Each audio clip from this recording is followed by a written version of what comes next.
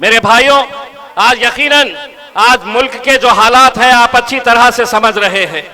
आप देख रहे हैं कि किस तरीके से हमें हर पॉलिटिकल पार्टी निशाना बनाए हुए है।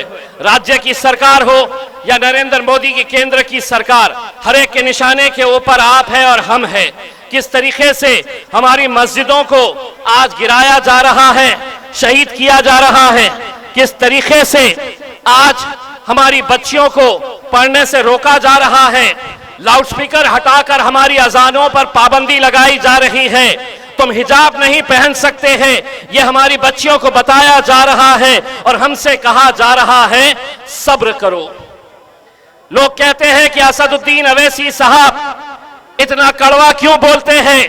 वो इसलिए बोलते हैं कि तुम्हारी तकलीफ अगर किसी ने समझी है, किसी ने जाना है, तो वो बैरिस्टर असदुद्दीन अवैसी साहब। इसीलिए पिछले कितने सालों से लोग इन्हें कहते हैं कि आप जाते हैं तो भड़काऊ भाषण करते हैं, आप जाते हैं तो आपकी जबान इतनी तीखी क्यों होती है? असद साहब उन्हें बस एक ही बात कहते हैं, तुम्हारे सोच के सांचे में ढल नहीं सकता, जबान काट लो ये लहजा बदल नहीं सकता।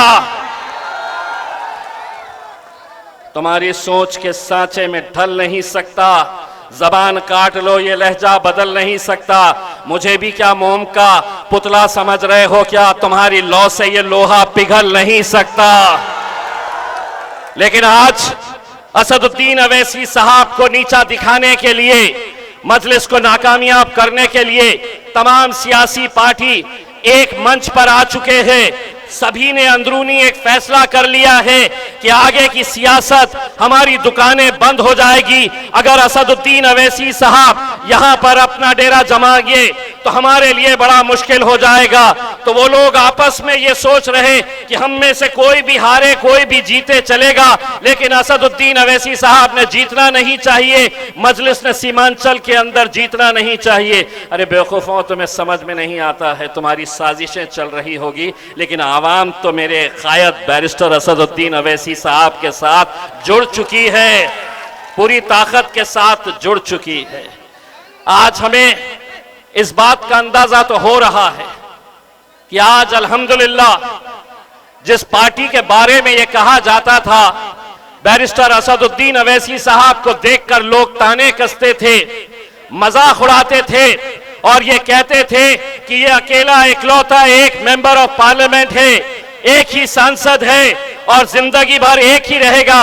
लेकिन अल्हम्दुलिल्लाह 2019 से 2024 में जब असदुद्दीन अवैसी साहब पार्लियामेंट गए तो उन 5 सालों के अंदर अकेले असदुद्दीन अवैसी साहब नहीं थे, उनका भाई इम्तियाज जलील भी वहां पर जाकर बैठा था। और जब गए वहां पर तो उन्हें ऐसा लग रहा था कि बोलना, असद भाई के बोलने से वो इतने परेशान थे, इतने तकलीफ में थे। और जब हमने बोलना शुरू करा तो उन्हें इतनी ज्यादा तकलीफ हुई, बोले ये तो बोलते ही थे, दूसरा भी आया है तो बहुत ज्यादा बोल रहा है। और हुआ ये कि 2024 के अंदर ये तमाम सियासी पार्टियां एक साथ मिलकर आ गई, भाजपा आ गई, शिवसेना आ गई, एनसीपी आ गई और पूरों ने मिलकर एक साजिश रची। कांग्रेस भी उसके साथ शामिल हो गई और उन्होंने उस साजिश के जरिए मुझे हरा दिए। लेकिन हराने के बावजूद भी मैं एक बात कहना चाहता हूं, अगर आप ये समझ रहे हैं कि हमने एक इलेक्शन हारा है, कभी महाराष्ट्र आके देखो हमारे जलवे कैसे हैं, तुम्हें पता चल जाएगा। एक जलवा तो हमने पहले भी दिखा चुके थे, जब हमारे नबी करीम सल्लल्लाहु अलैहि वसल्लम के खिलाफ गुस्ताखी की, लोग हमको गालियां दे रहे थे, हमने सुना, पार्टी को गालियां दे रहे थे, हमने सुना। लेकिन जब हद ये हो गई कि हमारे नबी करीम सल्लल्लाहु अलैहि वसल्लम के खिलाफ किसी ने गुस्ताखी की तो हम इंतजार करते रहे सत्ताधारी विरोधी पक्ष के वो मुसलमान नेताओं के जिन्होंने सिर्फ अपनी कुर्सी की खातिर खामोशी इख्तियार कर लिए थे। जब वो खामोश रहे, हम इंतजार करते रहे कि कोई कुछ नहीं बोल रहा, तो हमने उनको अब ये बताया कि जिसकी वजह से हमारा वजूद है, हमारी शिनाख्त है, हमारी पहचान है, हमारी जान जिनके लिए निछावर है, अगर उनके खिलाफ गुस्ताखी करेंगे तो हम सड़क के ऊपर आएंगे।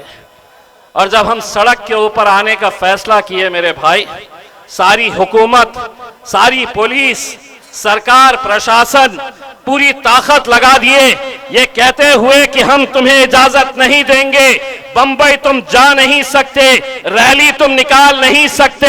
मैंने कहा तुम्हारे पास पुलिस की ताकत है, हुकूमत की ताकत है, लेकिन मेरे पास तो मेरी ताकत वहां पर मौजूद है। मैंने उनसे कहा तुम ताकत लगाकर मुझे रोक के तो दिखाओ, मैं मेरी ताकत दिखाकर बंबई पहुंच के दिखाऊंगा अल्हम्दुलिल्लाह। और हम पहुंचे थे मेरे भाई, आप लोग भी उसके गवाह हैं। आप लोग भी आज इस मुल्क के अंदर हर रोज क्या हमारे मजहब के ऊपर हमला नहीं किया जा रहा है? क्या मुसलमान लीडर दूसरे पार्टियों के सिर्फ अपनी कुर्सी बचाने के लिए यूं ही खामोशी इख्तियार करते रहेंगे? वो करते रहेंगे भाई, लेकिन हम खामोश बैठने वाली जमात नहीं है। हम लड़ेंगे, हम बोलेंगे। हमें लड़ने को अगर किसी ने सिखाया है इस मुल्क के अंदर, नौजवानों को अगर किसी ने कोई सीख दिया है तो वो मेरे कायद बैरिस्टर असदुद्दीन अवैसी साहब ने बताया है कि इस मुल्क में जीना है तो सीना चौड़ा करके और सर ऊंचा करके चलना सीखो मेरे भाई। बहुत सारी रुकावटें, बहुत सारी आजमाइशें तुम्हारी होने वाली है आने वाले वक्त के अंदर।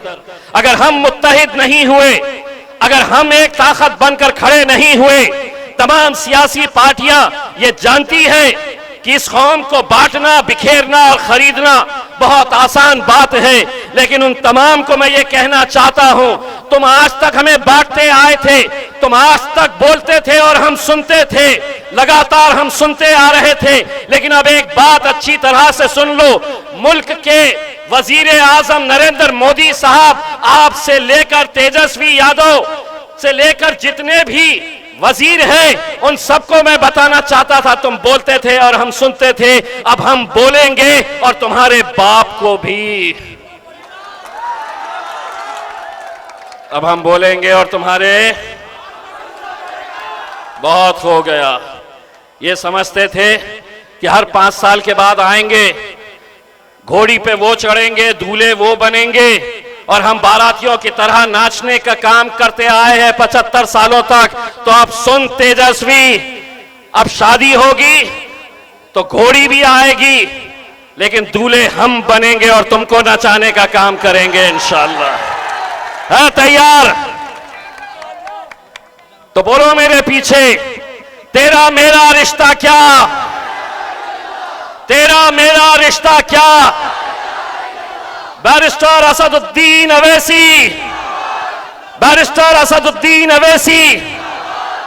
11 तारीख के दिन जाना है, 5 नंबर का बटन है, बटन को देखना और खट खट खट खट खटा खट खटा खट खटा खट, और इंशाअल्लाह अगर तुमने सही तरीके से खटा खट कर दिए तो जो पार्टियां जिनके पीछे हम पड़े थे कि हमें साथ में ले लो, महज 6 सीट हम मांग रहे थे, उन्होंने हमें नकारा है।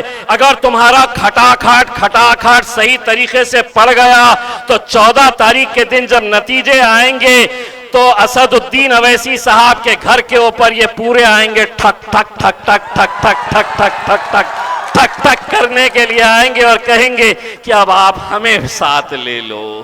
इंशाअल्लाह वो दिन आएगा मेरे भाई, बस हिम्मत रखो, हौसला रखो। नारे तकबीर, नारे तकबीर।